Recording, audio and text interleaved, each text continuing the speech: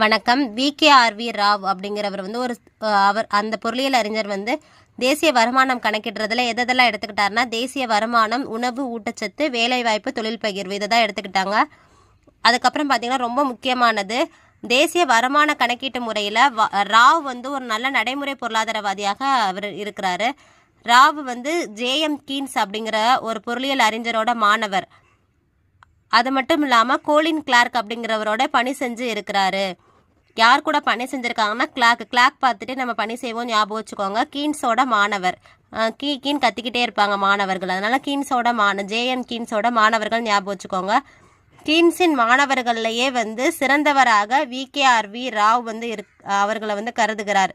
யார் வந்து அப்படி கருதுறாங்கன்னா, சிறந்தவர் விகேஆர்வி ராவ்னு சொல்கிறாங்கன்னா, HW சிங்கர் பாட்டிலே பாடுறாரு. அந்த மாதிரி கீன்ஸின் மாணவர்களே விகேஆர்வி ராவ் தான் வந்து சிறந்தவராக வந்து கருதுகிறாரு அப்படின்னு சிங் பண்ணுறாங்க அப்படின்னு ஞாபகம் வச்சுக்கோங்க.